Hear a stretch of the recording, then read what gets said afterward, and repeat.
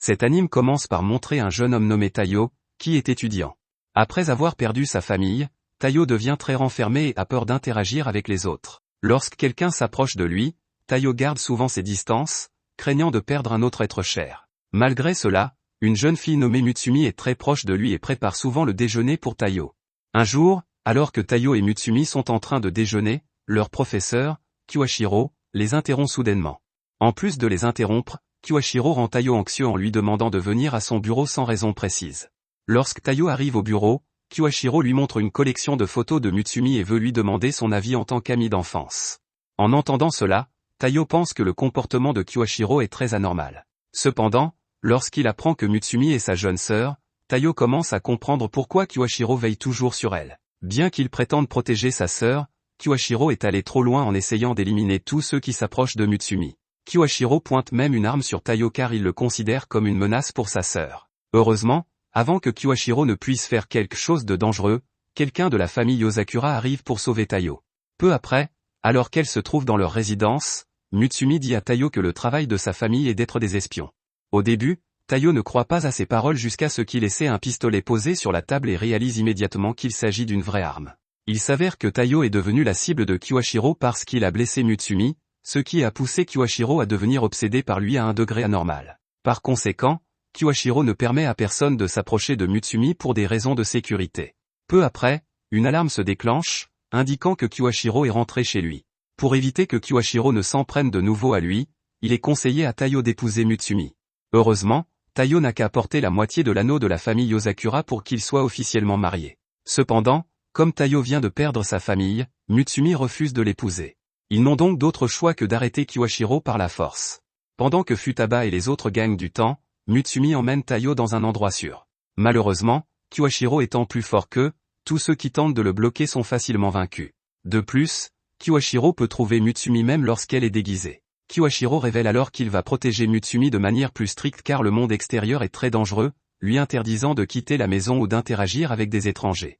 Tayo ne peut pas laisser faire cela, il décide donc d'épouser Mutsumi et de faire partie de la famille Yozakura pour la libérer de Kiwashiro. Le lendemain, Kiwashiro attend Tayo dans sa chambre, mais il tente également de l'attaquer sous prétexte de le réveiller. Au même moment, Mutsumi prépare le déjeuner. Lorsqu'elle voit son frère embêter Tayo, Mutsumi se met en colère et demande à Kiwashiro d'arrêter tout cela.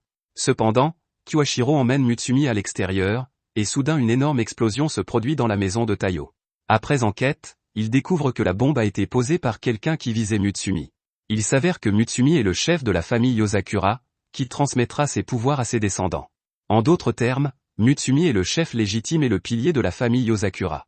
Kiwashiro déclare donc que la mission la plus importante est de protéger Mutsumi. Néanmoins, sa famille espère que Mutsumi pourra encore profiter de sa vie. Cependant, puisque d'autres risquent leur vie pour elle, Mutsumi est déterminé à remplir son devoir de chef de famille. Peu de temps après, un groupe de personnes les attaque soudainement. Même si la voiture qu'ils utilisent est à l'épreuve des balles, Tayo est paniqué car il n'est pas habitué à ce genre de situation. De plus, parmi les assaillants, certains utilisent des lance-roquettes. Au début, Kiwashiro n'y prête pas attention, mais lorsque l'heure du thé est interrompue, Kiwashiro commence à bouger et les abat tous. À partir de cet incident, Tayo commence à comprendre que Mutsumi est toujours menacée par le danger. En tant que mari, Tayo est tenu de la protéger contre toute personne la prenant pour cible. Peu après, Tayo doit protéger Mutsumi d'un poseur de bombes. L'auteur de l'attentat étant très accro aux médias sociaux, Tayo est en mesure de suivre ses mouvements grâce à ses messages quotidiens. Cependant, comme il n'a trouvé aucun signe de mouvement, Tayo ne peut qu'assurer la sécurité de Mutsumi en la surveillant. Peu de temps après, le poseur de bombes annonce que la deuxième bombe a été posée. Malheureusement, Tayo n'a pas encore réalisé où se trouve la bombe. Après avoir surveillé Mutsumi toute la journée, Tayo commence à réfléchir à son comportement lorsqu'il interagit avec ses amis.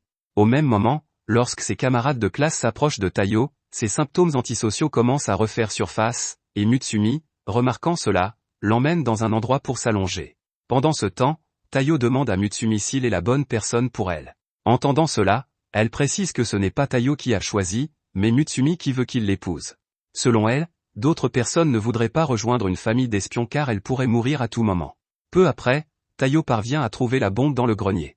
Cependant, après avoir échappé à l'explosion, Tayo trouve une autre bombe attachée à ses vêtements.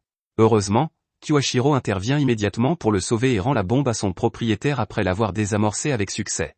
Le lendemain, Mutsumi demande à Goliath de veiller sur Taiyo afin que Kiwashiro ne l'attaque plus.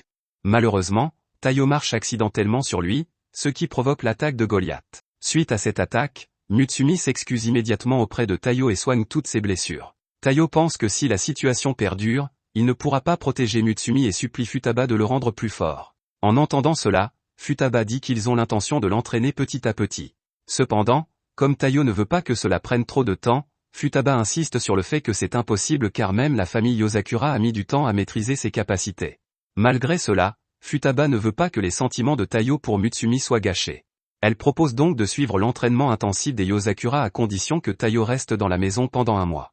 Après un certain temps, la vie dans la maison Yosakura s'avère plus difficile que Taiyo ne le pensait.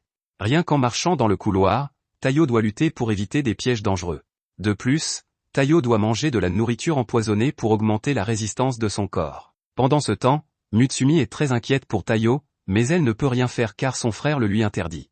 Cette vie difficile se poursuit et Taiyo doit utiliser un pistolet juste pour regarder la télévision. En raison des entraînements fréquents, Mutsumi craint que Taiyo n'en fasse trop. C'est pourquoi Mutsumi essaie de faire comprendre à Taiyo qu'il n'est pas faible. Selon elle, Taiyo l'a toujours protégé, même avant qu'ils ne deviennent proches. Il s'est avéré qu'ils n'étaient que des voisins jusqu'à ce que le lycée devienne un tournant décisif. À cette époque, les cheveux de Mutsumi étaient trop voyants, ce qui poussait certains élèves à la malmener. C'est alors que Taiyo l'a sauvé des brimades en se coupant délibérément les cheveux jusqu'à ce que les brimades s'en aillent. Par conséquent, Mutsumi demande à Taiyo de ne pas se surpasser. Après plusieurs semaines d'entraînement, Taiyo commence à s'habituer à sa nouvelle vie quotidienne, car il peut facilement éviter les pièges et allumer la télévision. Même son beau-frère remarque que ses progrès sont plus rapides que ceux d'une personne ordinaire. Cependant, derrière tout cela, Taiyo leur cache quelque chose. Après avoir appris à manipuler un gaz toxique, Taiyo s'effondre soudainement, et tous ses secrets commencent à être révélés. Il s'avère que Taiyo a toujours fait semblant d'être un dur à cuire. Avec l'aide de son beau-frère, Taiyo a caché ses faiblesses afin que personne ne s'inquiète pour lui. Apparemment, Futaba le sait depuis le début, et elle les réprimande tous et leur demande de former Taiyo correctement. Peu de temps après, alors que Mutsumi est en train de cuisiner, Taiyo demande soudainement comment porter un soutien-gorge. Cette question surprend immédiatement Mutsumi, mais elle lui dit qu'elle le soutiendra toujours, quel que soit son hobby. Sentant qu'elle a mal compris, Taiyo explique qu'il veut seulement s'entraîner à se déguiser.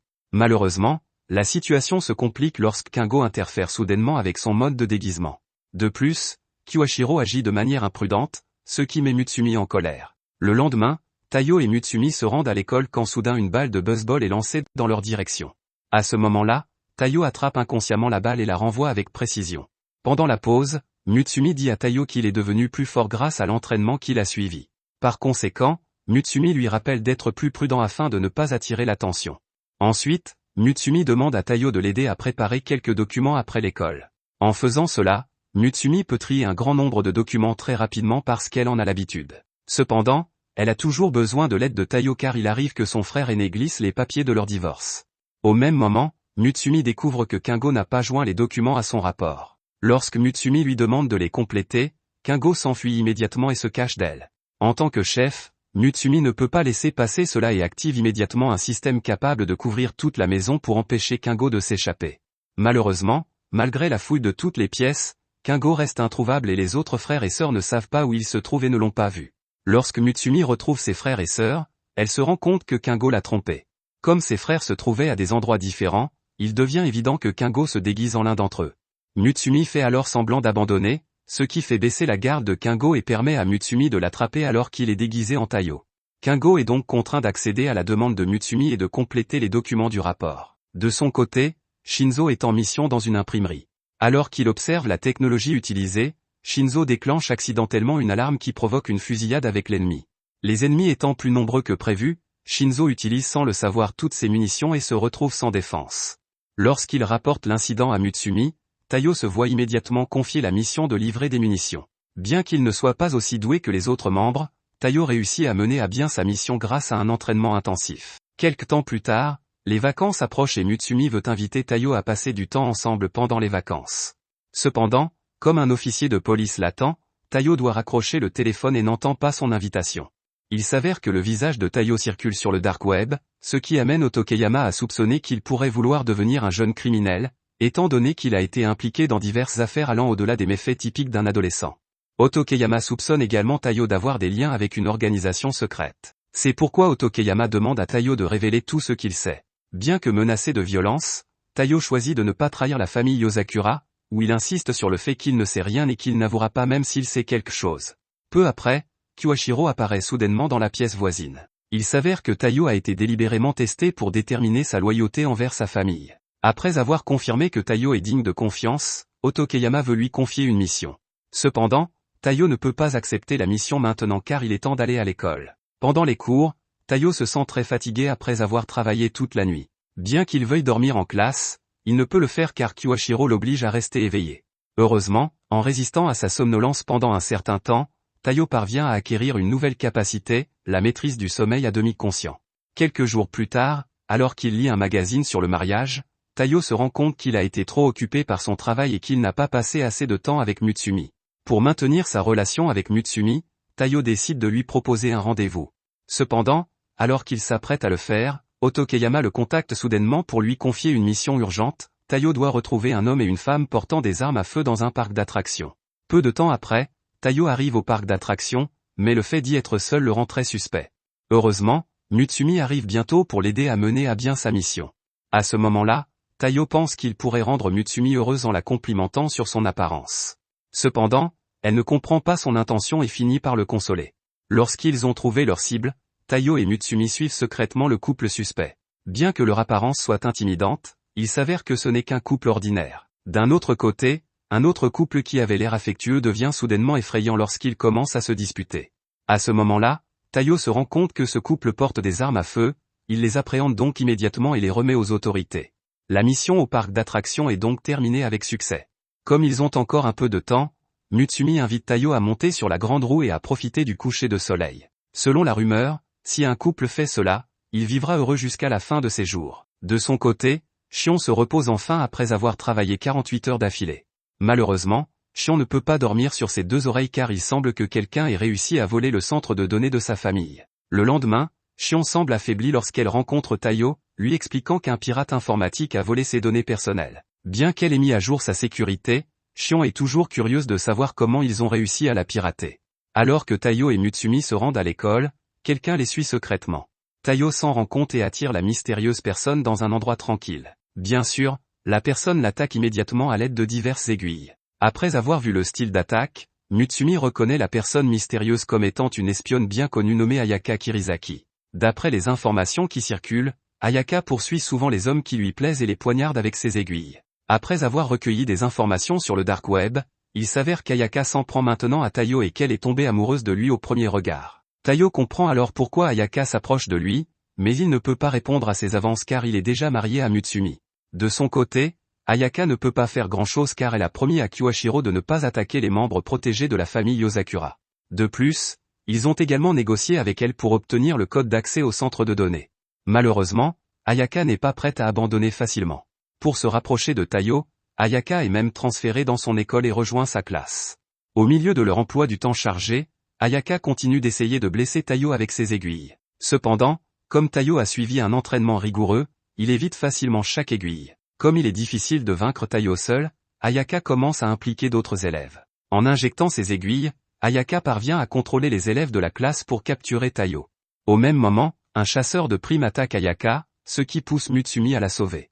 Après avoir été sauvée, Ayaka commence à tomber amoureuse de Mutsumi et accepte finalement de suivre ses paroles. Après l'école, Shion demande à Taiyo de jouer à un jeu avec elle. Cependant, le jeu auquel il joue n'est pas un jeu ordinaire, car elle l'a développé pour pirater les systèmes et transformer les images en jeu. Une fois son expérience réussie, ils utilisent immédiatement le jeu pour mener à bien une mission. Apparemment, leur mission consiste à contrecarrer le plan de quelqu'un qui veut faire s'écraser un hélicoptère sur une centrale électrique. Alors que Taiyo et Shion sont occupés à accomplir la mission, on voit Mutsumi les encourager jusqu'à ce que leur travail soit terminé. Bien que peu expérimenté, Taiyo parvient à progresser en exploitant les failles du système. Cependant, comme Shion n'est pas satisfaite, Taiyo doit à nouveau jouer avec elle les jours suivants. Au fil du temps, Taiyo est de plus en plus reconnu par de nombreuses personnes pour ses réalisations. Même les agences gouvernementales reconnaissent son succès. Le lendemain, Nanao contacte Taiyo et lui demande de venir la chercher. À cette époque, Nanao se trouve dans un laboratoire qui produit des armes biologiques telles que des gaz toxiques, où elle découvre leur nouvelle arme, qui a le potentiel de détruire la vie sur une large échelle. En raison de la forte résistance de son corps, Nanao décide de tester l'arme, Mais le virus de l'arme affaiblit son corps, et Nanao a donc besoin de l'aide de Taiyo. Après avoir terminé son entraînement physique, Taiyo se rend immédiatement au laboratoire pour y retrouver Nanao, mais il sent que quelque chose ne va pas dès son arrivée, car tous les gardes ont été éliminés. Par coïncidence, des agents du gouvernement sont également présents, il s'agit de Sui et Doga, qui avaient pour mission secrète de détruire le laboratoire. Il s'avère qu'Oga admire Taiyo depuis longtemps et qu'il voit là l'occasion de l'inviter à collaborer. Cependant, lorsqu'ils atteignent le centre de recherche, Sui a l'intention d'attaquer Nanao parce qu'elle a testé une arme dangereuse. Pour protéger Nanao, Taiyo décide de se battre. Malheureusement, grâce à ses capacités spéciales, Sui vainc rapidement Taiyo. Alors que Sui est sur le point de frapper, Nanao se lève et explique qu'elle a neutralisé la bactérie. Sui n'a donc plus aucune raison d'attaquer, et pour mener à bien sa mission, il n'a besoin que des résultats des tests pour se documenter.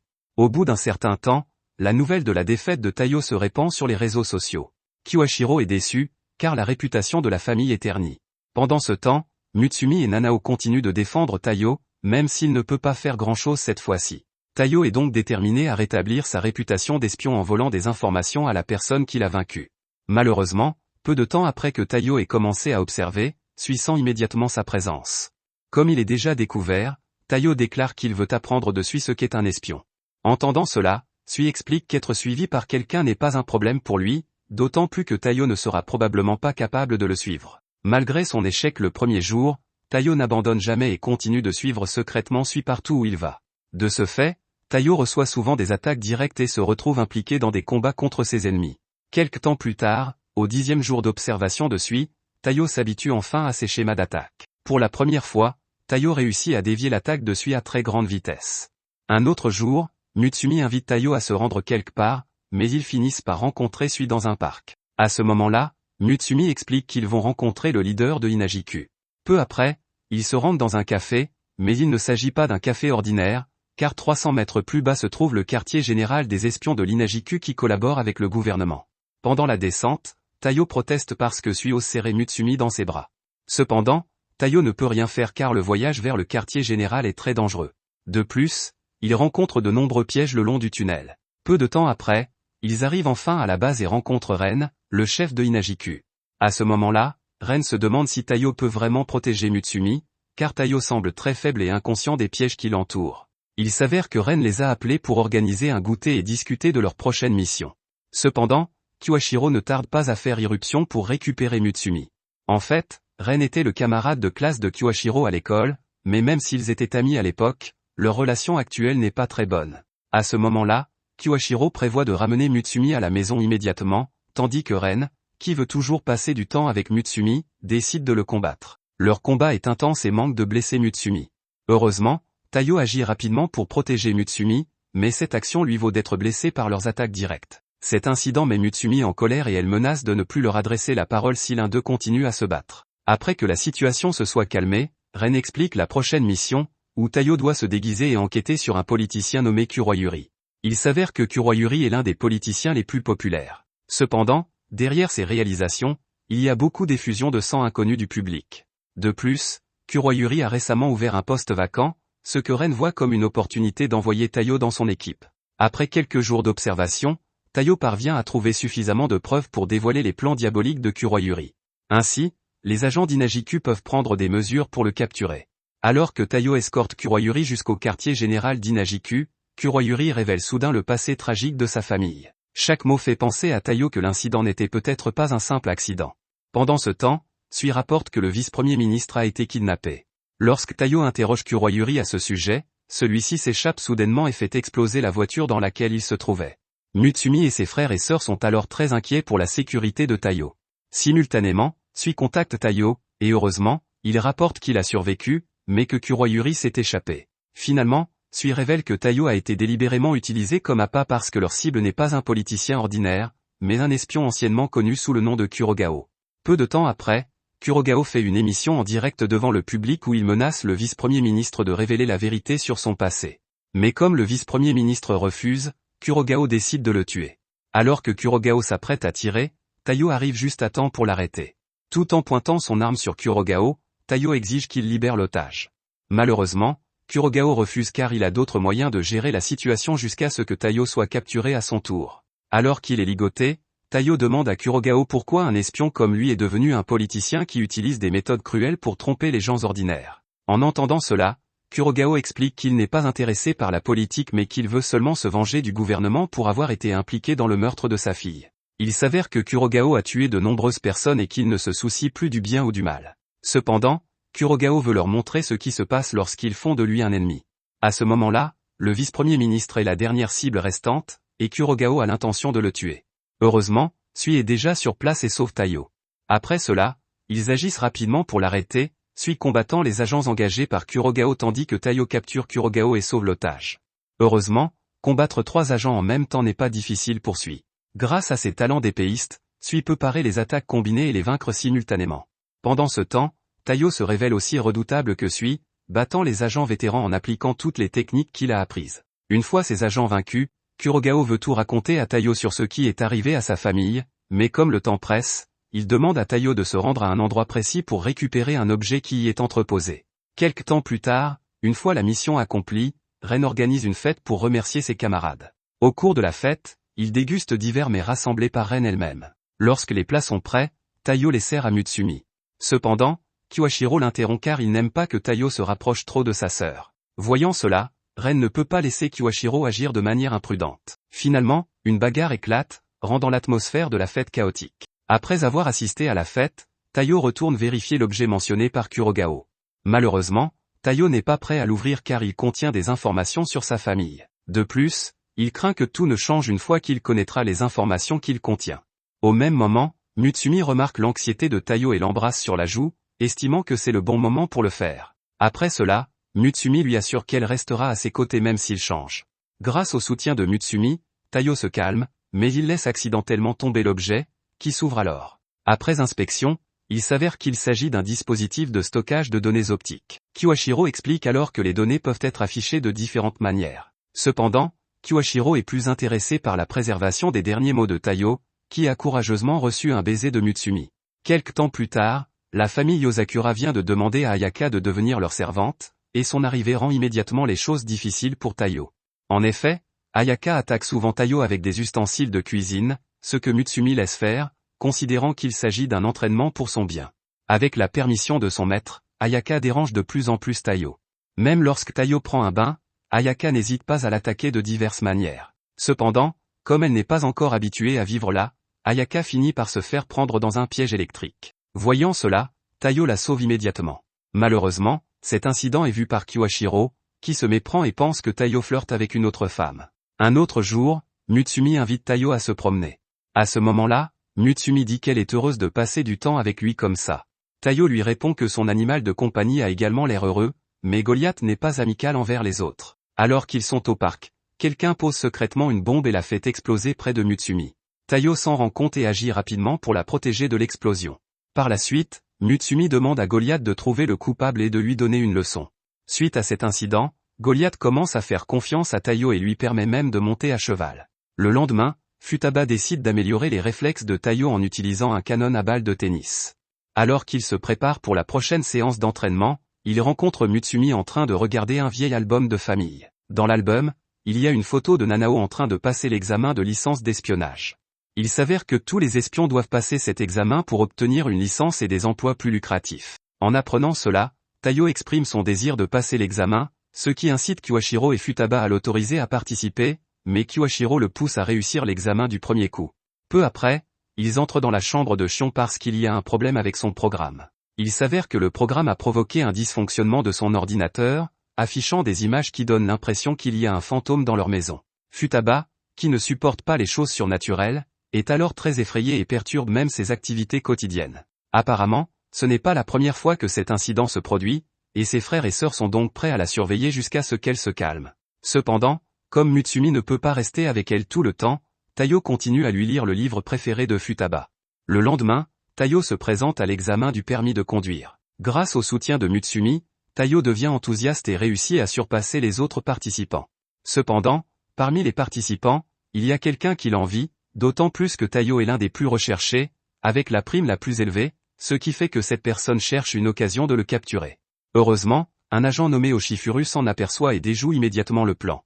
Mais malgré son apparence gentille, Oshifuru n'est pas une personne ordinaire, comme l'explique Mutsumi. C'est un playboy célèbre qui flirte avec n'importe qui, sans distinction d'âge ou de sexe. Mutsumi tente donc d'éloigner Taiyo de lui, mais Oshifuru continue de le poursuivre, ignorant ses avertissements. Quelque temps plus tard, Taiyo est vu en train de passer un autre examen. Pour réussir cet examen, les participants doivent franchir tous les obstacles fixés par les organisateurs. Au cours de l'épreuve, les participants tombent les uns après les autres, tandis que Taiyo continue de passer à l'étape suivante jusqu'à la fin de l'examen. Cependant, seuls certains participants peuvent recevoir une carte. Il s'avère que les examinateurs ont été déguisés en participants et peuvent décider qui mérite de passer. À ce moment-là, Oshifuru est également l'un des examinateurs, et il décide de faire passer Taiyo parce qu'il voit en lui un très haut niveau d'humanité. Quelques jours plus tard, Taiyo rencontre un inconnu qui sort soudainement de son sac à dos, affirmant que Taiyo est son nouveau petit-fils. Bien qu'informé, Taiyo ne le croit pas et considère cette personne comme un intrus. Par la suite, Mutsumi explique que cette personne est en fait son grand-père. Cependant, Mutsumi comprend la réaction de Taiyo, car n'importe qui aurait probablement fait la même chose. Après avoir dissipé le malentendu, le grand-père de Mutsumi donne de l'argent en guise de cadeau de mariage à Taiyo et Mutsumi. Il entraîne ensuite Taiyo dans une promenade. Au même moment, Kiyoshiro tente de l'arrêter mais n'y parvient pas, ce qui permet à son grand-père de s'enfuir avec Taiyo. Le grand-père de Mutsumi ne tarde pas à rencontrer de nombreuses femmes. Cela met Taiyo mal à l'aise car il a déjà Mutsumi. De plus, Taiyo se sent responsable d'empêcher son grand-père de divulguer des secrets. Par la suite, Taiyo est invité à discuter d'un sujet quelque peu sérieux. En tant qu'homme ayant épousé la famille Yozakura, le grand-père de Mutsumi a l'impression que Taiyo lui ressemble. Il conseille donc à Taiyo d'apprécier sa vie afin d'éviter les regrets à l'avenir. Taiyo répond qu'il n'y a pas lieu de s'inquiéter, car il ne regrette pas sa décision et Mutsumi l'a rendu plus heureux. Par conséquent, Taiyo fera de son mieux pour que Mutsumi ressente la même chose. Peu de temps après, une vieille femme vient le chercher. Cette femme s'avère être la grand-mère de Mutsumi et le 8e chef de la famille Yozakura. Après le départ de son grand-père, Mutsumi regarde Taiyo avec un sourire, heureuse qu'il se soucie autant d'elle. Le lendemain, la famille Yozakura est vue en train de faire ses courses mensuelles. Cependant, les articles qu'ils achètent ne sont pas ordinaires, et ils ont besoin du bon endroit pour obtenir des articles tels que des armes et des munitions. De plus, Mutsumi explique que l'endroit vend également des fournitures pour les espions et les criminels. En se promenant, Taiyo trouve une petite fille perdue. Lorsqu'on lui demande des nouvelles de ses parents, elle répond que son père a été enlevé par des gens effrayants. En entendant cela, Taiyo et Mutsumi sauvent immédiatement le père de la fillette. À cause de cela, Taiyo est poursuivi par le groupe criminel qui contrôle la région. Heureusement, la famille Yozakura arrive bientôt pour l'aider, ce qui donne lieu à une bataille intense qui cause d'importants dégâts. Une fois la bataille terminée, ils quittent les lieux comme si de rien n'était.